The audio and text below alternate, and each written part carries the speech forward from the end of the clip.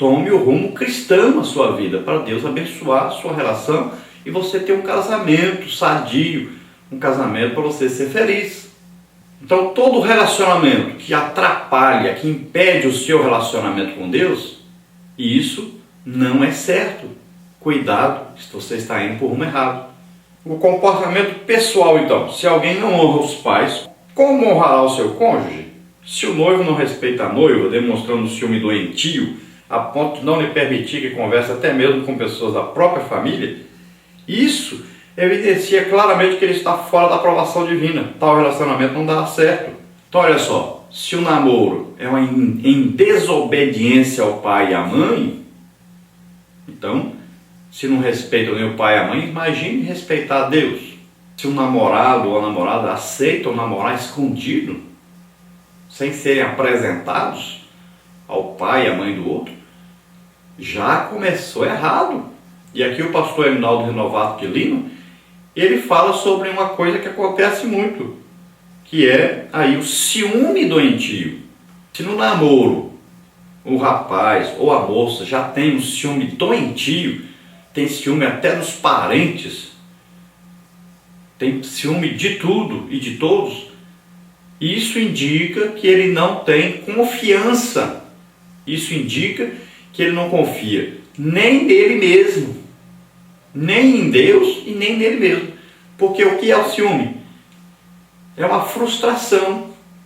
O ciúme é aquilo que a pessoa tem, que ele se considera tão pequeno, ele se considera às vezes tão feio, ou com pouca inteligência, ou com pouco dinheiro, alguma coisa, que ele vê nisso um impedimento para ser suficiente para outra pessoa. Então ele está sempre achando que a outra pessoa está interessada em outra pessoa por causa de uma coisa que ele não tem. Então se ele é pobre, ele acha que a sua namorada está dando bola para outro rapaz porque o outro tem um carro ou porque o outro tem dinheiro. Qualquer conversa que ela fizer com outra pessoa, ele já vai se sentir ameaçado. Se ele se acha feio, então o que acontece? Todo rapaz bonito que conversa com a sua namorada, ele acha que a sua namorada vai namorar com esse rapaz e vai deixá-lo, porque o outro rapaz é superior a ele. Então o ciúme é isso, é a falta de confiança em si mesmo. Então aí o relacionamento está todo errado. E depois de casar, como é que vai ser esse ciúme doentio? Vai piorar mais ainda. Então é preciso tratar isso primeiro, para que essa relação seja feita em paz, seja feita dentro do temor de Deus. Então, no namoro, o namoro deve ser feito de acordo com a vontade de Deus. E ter paz nesse namoro com Deus, porque você vai namorar sem esse ciúme, porque você confia em Deus e não na pessoa. Quando você confia em Deus, que o relacionamento seu com essa pessoa é de Deus, aí sim vai existir tranquilidade, esse ciúme vai acabar. Depois nós temos aí naturalidade. Procurar casa de profetas para saber se o casamento é ou não da vontade de Deus é muito perigoso. Se Deus quer lhe falar alguma coisa sobre o seu relacionamento, não precisa você ir atrás dele, Deus está em toda parte. Ele fala com você no meio da rua, ele fala com você na igreja, ele fala com você através de uma pessoa que vem lhe dizer alguma coisa. Então não precisa correr atrás de profetas, isso é coisa do Antigo Testamento, que as pessoas queriam saber a vontade de Deus, eles tinham que ir atrás de um representante de Deus. Agora não, o Espírito Santo não está mais só num profeta, o Espírito Santo está em todos nós. Até você mesmo, orando a Deus, você recebe uma resposta. Faça um teste. Senhor, se é para mim namorar com fulano, vai acontecer assim, assim. Por exemplo, a moça, se é para mim namorar com fulano, eu quero que ele me traga rosas hoje. Pronto. Se ele não trouxer, você já sabe a resposta. Confie em Deus, peça a resposta. Faça as coisas de acordo com a vontade de Deus. Quando o relacionamento é da vontade divina, um sente amor pelo outro, sente falta do outro, considera o outro, demonstra afeto pelo outro. Tudo flui naturalmente. Além disso, os pais aprovam o namoro, a igreja o reconhece, e esses indicativos então realçam que Deus está de acordo com essa união. Então quando é de Deus, veja bem, os pais aceitam, a igreja aceita, você não tem vergonha de apresentar essa pessoa, tudo se encaixa perfeitamente, você tem desejo de estar perto da pessoa, você não sente nem medo da pessoa, você sente a saudade da pessoa, você tem prazer em conversar com essa pessoa e vocês dois não têm a intenção de fazer o que é proibido pela palavra de Deus. Veja só, isso é uma prova de amor, é saber esperar o dia certo, que é após o casamento. Então o rapaz tem que respeitar a moça como a sua futura esposa e a moça respeitar o rapaz como seu futuro esposo. Deve haver aí uma comunhão com Deus nesse namoro. Se esse namoro impede essa comunhão com Deus, então já não é de Deus, não vai trazer sossego, não vai trazer paz. Vai ter sempre uma acusação, vai ser sempre você aí reconciliando. E se você morrer desse jeito? Se você morrer em pecado? Então cuidado, ninguém sabe o dia de morrer. Esteja em paz com Deus, vivendo santamente. Depois nós temos aí os princípios de santidade.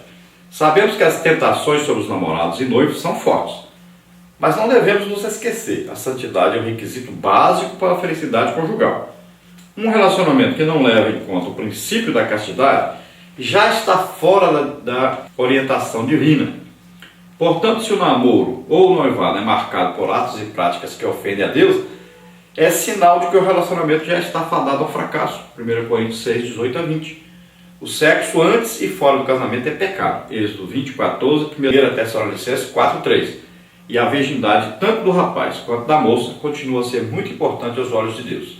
Então, o que diz a palavra de Deus? Diz que o nosso corpo é templo do Espírito Santo. Então, a moça deve tomar uma posição. Os rapazes, nós sempre ensinamos, os rapazes são muito salientes e muito levados aí a não parar quieto com a mão. Então, a moça, ela deve cuidar da sua santidade, ela deve cuidar do seu templo, que é do Espírito Santo. Então, cuidado. O rapaz deve respeitar a moça, deve ser um rapaz santo e evitar esses contatos físicos. E a moça também deve evitar, deve fazer todo o possível para não permitir além daquilo que Deus permite.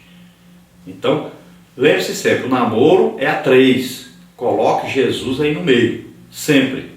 Na hora de namorar, na hora de encontrar-se, em qualquer lugar que esteja, coloque Jesus junto. Não saiam para lugares só os dois. Sempre leve uma pessoa com vocês, uma pessoa que seja responsável, uma pessoa que possa estar ali perto e impedir que vocês cheguem onde não deve chegar. Então você pergunta, mas qual é a vontade de Deus então para o meu namoro? Então em 1 Tessalonicenses diz isso, olha, esta é a vontade de Deus, que vos abstenhais da prostituição. Então veja bem, você deve possuir o seu vaso em santidade, em honra.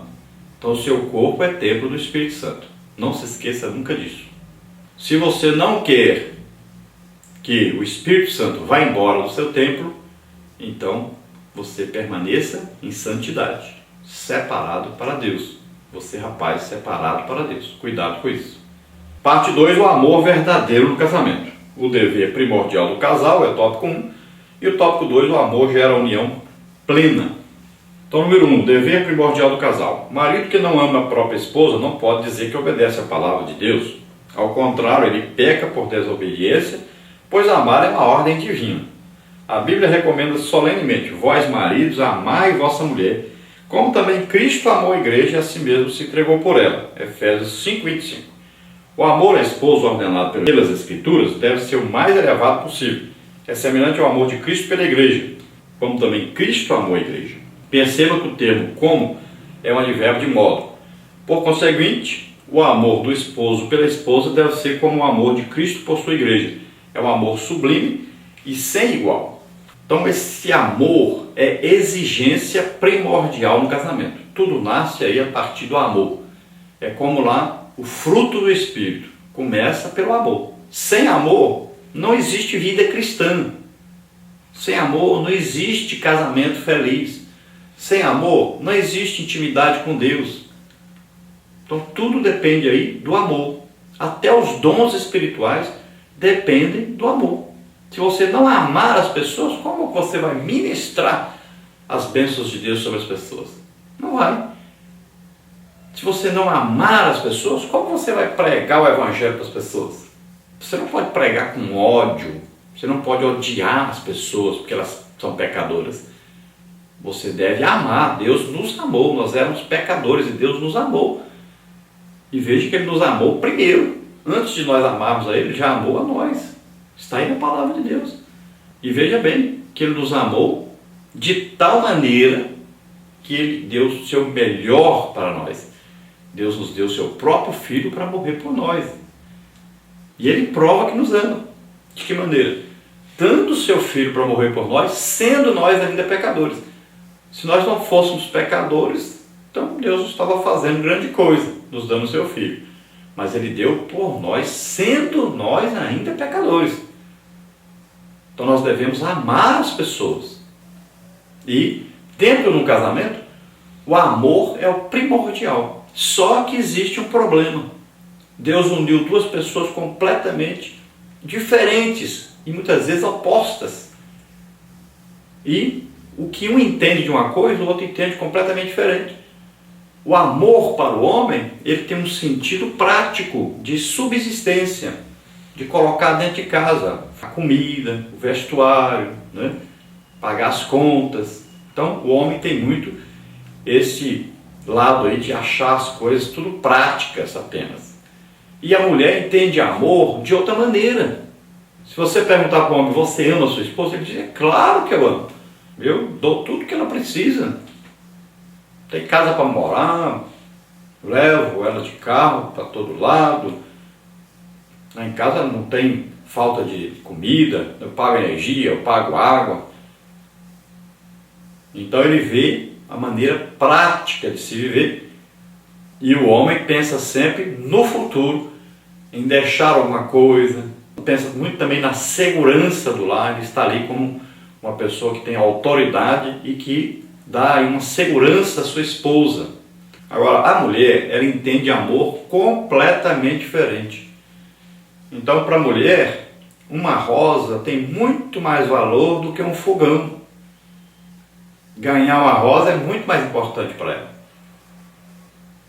A mulher ganhar aí uma meia aliança de ouro, né, alguma coisinha assim, é muito mais importante do que uma geladeira.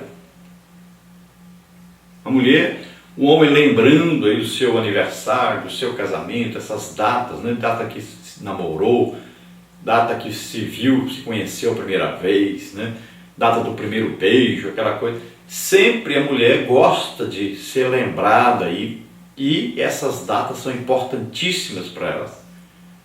E ela dá valor, então, às palavras também, principalmente a frase pequenininha e simples que é eu te amo. Isso significa mais para ela do que qualquer outra coisa. Então, o amor para a mulher é diferente do amor que o homem entende. Então é preciso que a mulher ensine ao esposo o que é amor para ela e que o esposo também ensine para a mulher o que é o amor para ele. E os dois vão chegando aí, né, a um relacionamento melhor, mas é preciso.